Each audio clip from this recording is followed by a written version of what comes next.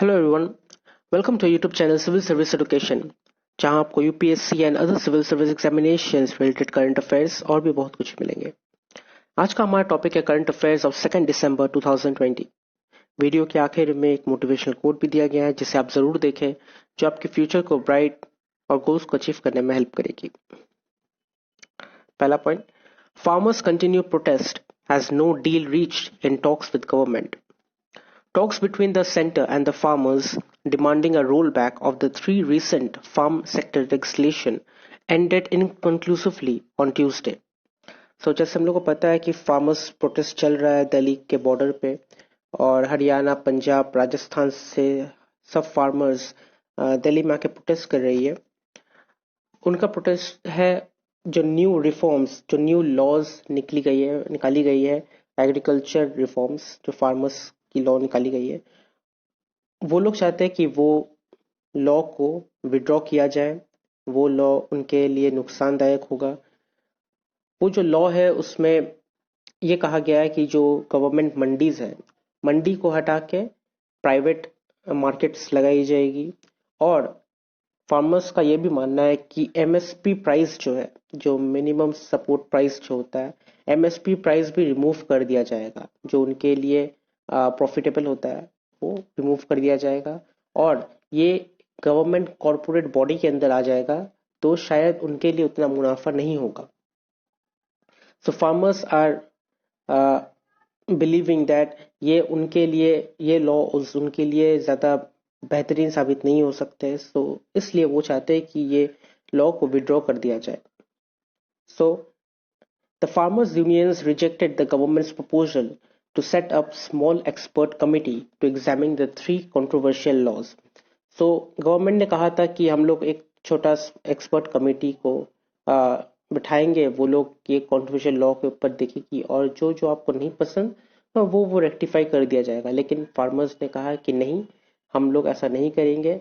आप लोगों को ये लॉ हटाना ही पड़ेगा, और ये प्रोसेस चल रहा है। और 4 दिसंबर 3 दिसंबर के इवनिंग को एक मीटिंग रखा गया है, जो फार्मर्स एसोसिएशन भी अग्री की है ये मीटिंग में आने के लिए। और 3 दिसंबर को, जो कि थर्सडे है, थर्सडे इवनिंग को ये मीटिंग होगी। The embassy on the ground continued with several thousand farmers, mostly from Punjab and Haryana, camped out on the borders of Delhi, blocking two entrances to the capital for the 6th straight day. और ये छठा दिन है जो farmers protest कर रही है, लेकिन अभी भी उनको कोई जवाब नहीं मिला। Apart from the repeal of the three central laws, which they fear will end the procurement of crops at MSP rates, the farmers also demanding a legal guarantee for MSP regime and the withdrawal of the Electricity Bill 2020, which could end free power subsidies for farmers. So ये जो तीन controversial laws है, ये जो तीन central laws है जो farmers चाहती है विड्रॉ हो जाए, उनका यही डर है कि ये तीन लॉ जो है ये एमएसपी रेट को खत्म कर देगी। तो फार्मर्स का ये डिमांड है कि ये तीन लॉ हटाया जाए और एमएसपी रहे, इसका गारंटी दी जाए। ये गारंटी देना पड़ेगा कि एमएसपी रहेगा, एमएसपी कहीं नहीं जाएगा। और इलेक्ट्रिसिटी बिल को विड्रॉ किया जाएगा।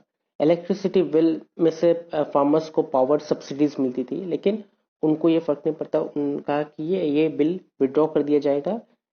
शायद इससे हम लोग फ्री पावर सब्सिडीज बंद हो जाए, लेकिन कोई बात नहीं, आपको ये विड्रॉ करना पड़ेगा।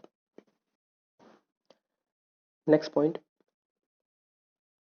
No move for universal vaccination.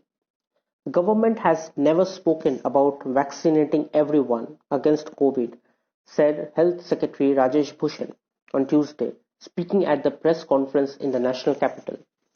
So Health Secretary Rajesh Bhushan जी का कहना है कि गवर्नमेंट ने ये ऐसा कभी नहीं कहा कि वो हर किसी को, जो कोविड के साथ लड़ रहे, जो हर किसी को वैक्सीनेट करेगी। हर किसी को वैक्सीनेट नहीं किया जाएगा। He added that it is important to discuss such scientific issues based on factual information only.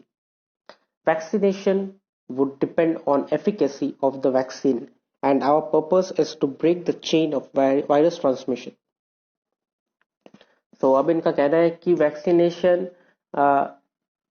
Efficacy पे डिपेंड करता है।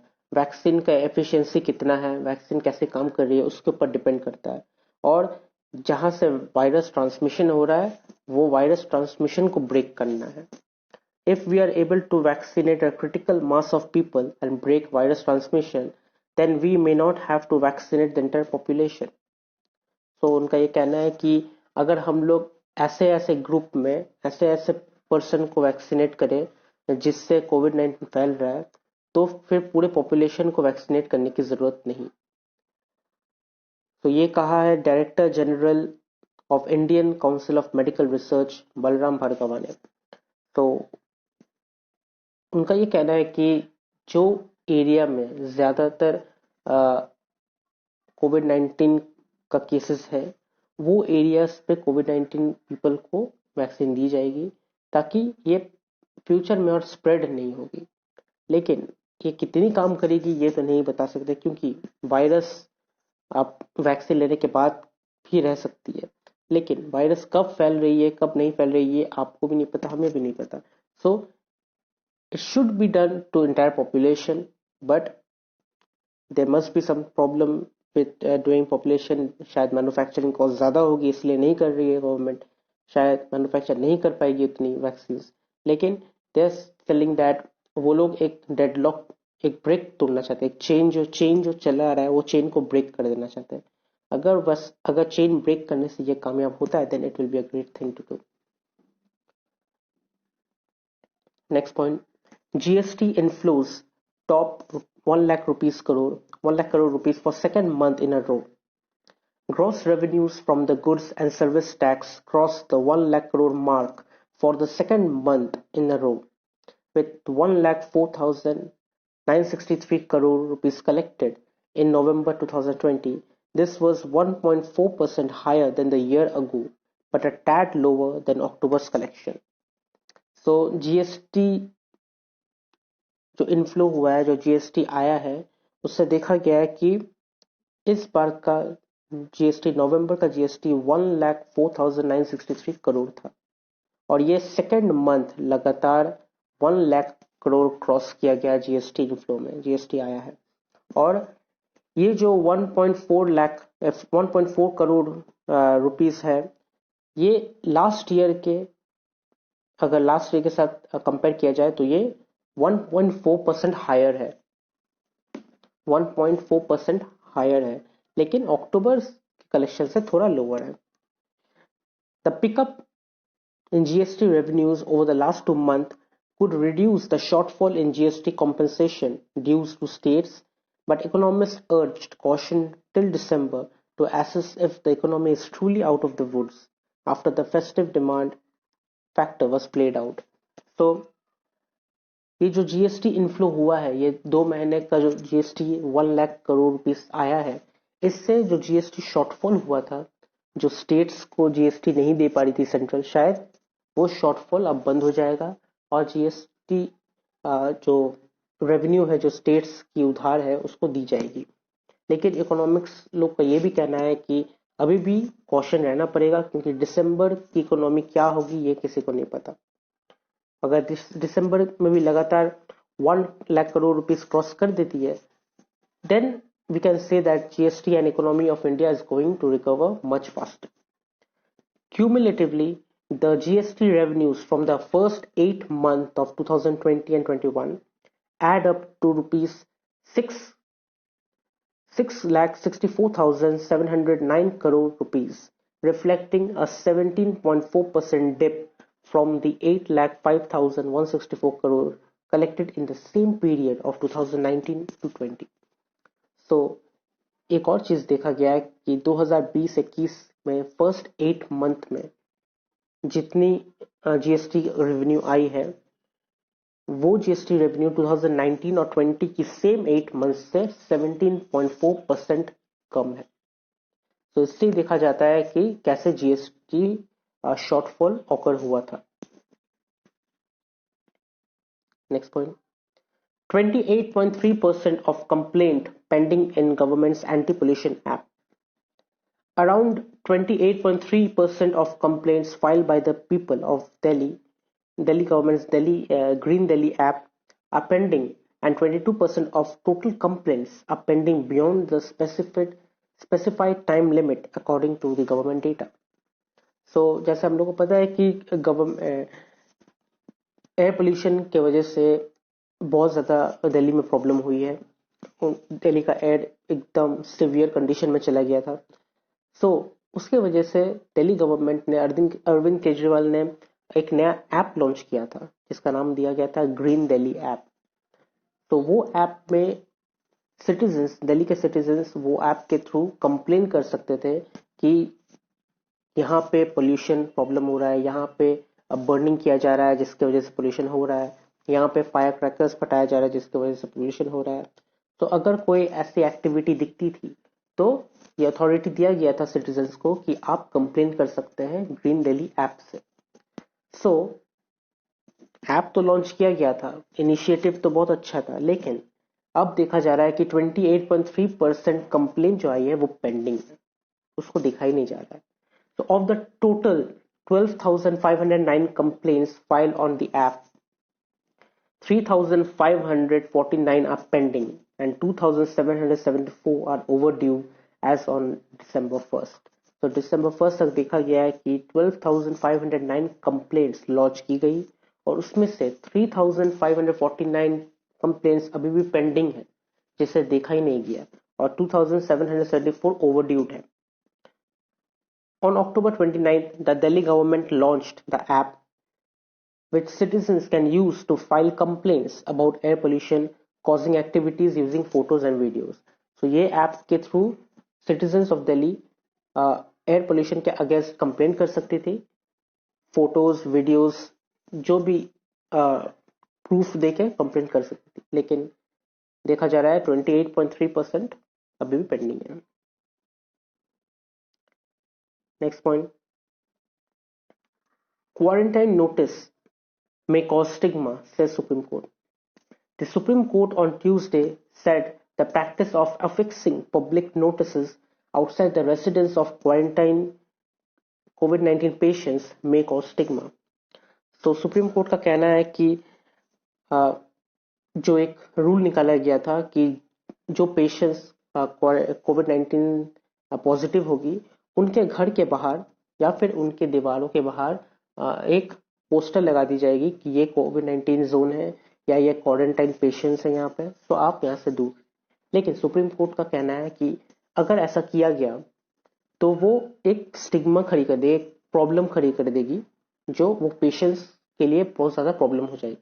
क्योंकि हमने देखा है ये कोविड-19 के दौरान हमने देखा है कि बहुत जगह पे कोई इंसान अगर हॉस्पिटल भी जा रहा है तो उसे मारा जा रहा है ये कह के कि उसे कोविड-19 है और वो कोविड-19 फैला देगा. तो उससे बहुत किसी को ऐसे मारा भी गया है.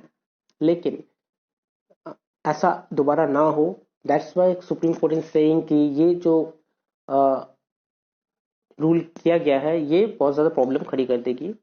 अ bench led by justice Ashok Bhushan said the hard reality in some cases is that such posters trigger people to treat patients in a quarantine as untouchables. तो जैसे मैंने कहा कि ऐसे पोस्टर्स अगर लगा दिया गया तो दूसरे लोग पेशेंट्स को अनटचेबल हिसाब से ट्रीट करेंगे कि ये अछूत है, इसे नहीं पकड़ा जा सकता या इनके पास नहीं जा सकता. So Solicitor General Tushar Mehta clarified that these posters are not meant to humiliate or harass patient. तो तुषार मेहता जी का कहना है कि ये जो पोस्टर्स है ये पेशेंट्स को हैरेस करने के लिए या ह्यूमिलिएट करने के लिए नहीं बनाया गया है. They are meant to warn outsiders from accidentally entering the quarantine space and coming into contact with the patients. तो ये बनाया गया है ताकि ये जो क्वारंटाइन पेशेंट है, क्वारंटाइन जोन है, वहां पे कोई आउटसाइडर ना घुस जाए. इस वजह से अगर घुस गया तो उससे भी इन्फेक्शन हो जाएगा और पैंडेमिक ऐसे फैलते रहेगा. दैट इज द रीजन ये किया गया है. लेकिन अगर ऐसा कोई पोस्टर्स दिखे जो लगता है कि वो पेशेंट को हैरेस करने के लिए किया गया है या ह्यूमिलेट किया जा रहा है, देन वो पोस्टर्स को ऑन दैट पॉइंट रिमूव कर देना पड़ेगा. Next point. India's November diesel sales declined 7%. India's diesel sales fell 7% year-on-year in November after rising for the first time in the 8th month in October. Industry data showed on Tuesday. So ये industry data से देखा गया है कि India का diesel नवंबर में 7% से fail हुआ है, जो अक्टूबर में 8 मंथ के बाद फर्स्ट टाइम राइज किया था, वो नवंबर में फिर से फेल हो गया. Sale of diesel, the most used fuel in the country, was however 8% higher than in October.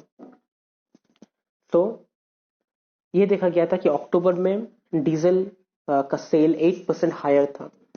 तो diesel consumption in November was 6.23 million tons, have fallen from 6.7 million tons a year earlier.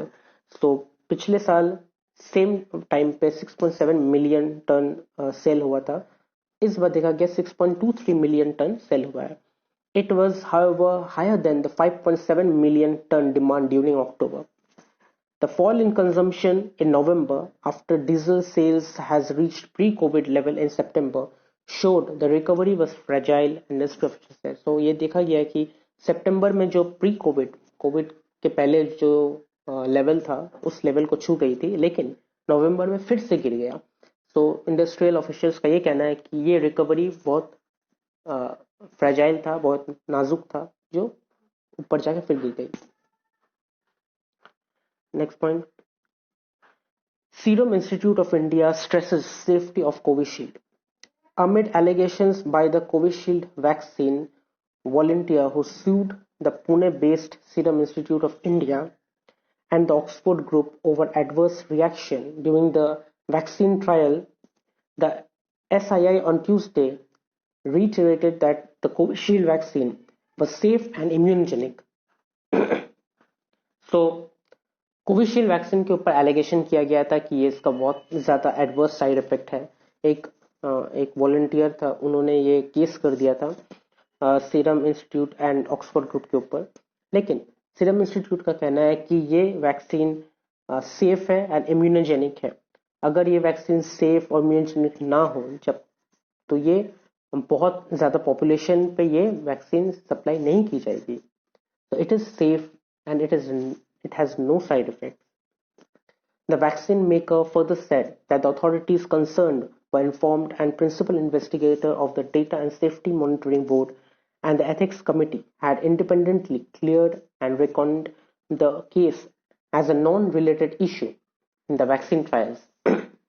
So, उनका ये कहना है कि ये जो ये case था, ये इसका अथॉरिटीज उन्होंने data and safety monitoring board को दिया है. प्रिंसिपल इन्वेस्टिगेटर है, वो लोग इन्वेस्टिगेट करेंगे और वो लोग देखेंगे कि ये वैक्सीन ट्रायल्स में कितनी साइड इफेक्ट्स हुई है, कितनी नहीं हुई है. The SII clarified that the following the incident, they had submitted all reports and data related to the incident to the Drugs Controller General of India.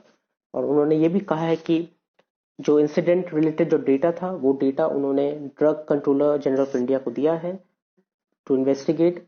और उनका ये कहना है कि अगर ये सेफ्टी नहीं हुई तो हम लोग पूरे पॉपुलेशन में ये सप्लाई नहीं करेंगे. So it is safety and immunogenic. Next point. PMI shows manufacturing losing steam. The Purchasing Managers Index for India's manufacturing touched 56.3% in November, signaling that even as an improvement in the wider industrial activity continued, the sector's expansion as well as the pace of new orders slowed down while employment declined further as business optimism faded during the month. तो देखा गया है कि manufacturing India का purchase managers index 56.3 हुआ है नवंबर में, और इसका ग्रोथ थोड़ा स्लो हो चुका है क्योंकि सेक्टर में अब एम्प्लॉयमेंट फिर से थोड़ा कम हो चुका है, बहुत कम लोग काम कर रही है. इसके वजह से जो ग्रोथ है वो, जो एक्सपेंशन ग्रोथ है वो स्लो हो गई है, उसका पेस स्लो हो गया है. After hitting 58.9 in October, the highest in over a decade, last 10 years में सबसे हाईएस्ट हिट किया था 58.9 अक्टूबर में. अभी नवंबर का मैन्युफैक्चरिंग PMI देखा गया है जो अभी 3 मंथ लो में चले गया है 56.3%. which complies the index set on Tuesday. Next point. China-Pakistan signed military deal. China and Pakistan have signed a new military memorandum of understanding to boost their already close defense relationship, as China's Defense Minister and People's Liberation Army General V. Feng meets Pakistan's leadership in Islamabad and visited the headquarters of the army at Rawalpindi. तो China and Pakistan ने एक नया military memorandum understanding को sign किया जो उन लोगों की ऑलरेडी एग्जिस्टिंग डिफेंस रिलेशनशिप है उसको बूस्ट करने के लिए और ज्यादा ताकतवर करने के लिए उन लोगों ने ये new military memorandum of understanding को साइन किया. General way on Tuesday met Pakistan's President Arif Alvi and Prime Minister Imran Khan. He called on both countries to push the military-to-military relationship to a higher level so as to jointly cope with various risks and challenges, firmly safeguard the sovereignty and security interest of the two countries and safeguard the regional peace and stability. So, general Wei ने पाकिस्तान के president Arif Alvi and prime minister Imran Khan के साथ meet की और कहा कि दो country को मिलिट्री टू मिलिट्री रिलेशनशिप को हायर लेवल तक पुश करना पड़ेगा. दोनों मिलके रिस्क और चैलेंजेस को सामना करेगी और काम करेगी. कंट्रीज अपनी अपनी कंट्रीज की सेफगार्ड सॉवरेनिटी एंड सिक्योरिटी को सेफगार्ड करेगी, सेफ रखेगी और रीजनल पीस को स्टेबलाइज करेगी. इंपॉर्टेंट डेज और 2 दिसंबर का इंपॉर्टेंट डे है. इंपॉर्टेंट डेज है international day for abolition of slavery and national pollution control day. National pollution control day India में मनाया जाता है और ये उनकी मेमोरी में मनाया जाता है जो 1984 की भोपाल गैस ट्रेजिडी में मारे गए थे. तो in memory of those who suffered and lost their lives in the horrific 1984 Bhopal gas tragedy. And now last but not the least is today's quote. और आज का कोट छोटा सा है लेकिन बहुत अच्छा है. The more difficult the victory the greater the happiness in winning. जितनी मुश्किल होगी आपको जीतने में, आपकी जीत जितनी मुश्किल होगी उतनी ही खुशी मिलेगी जब आप जीत जाएंगे. सो मेहनत आपको बहुत ज्यादा करना पड़ेगा और आपकी जीत के लिए आपको जितना मेहनत लगेगा और जब वो मेहनत रंग लाएगी तब आपकी खुशी बहुत ज्यादा हो जाएगी, आपकी खुशी दुगनी हो जाएगी. सो मेहनत करें और कामयाब हो और खुश रहे. अगर आपको ये वीडियो अच्छी लगी तो आप इसे लाइक कीजिए, शेयर कीजिए, कमेंट कीजिए और सब्सक्राइब जरूर कीजिए. Thank you.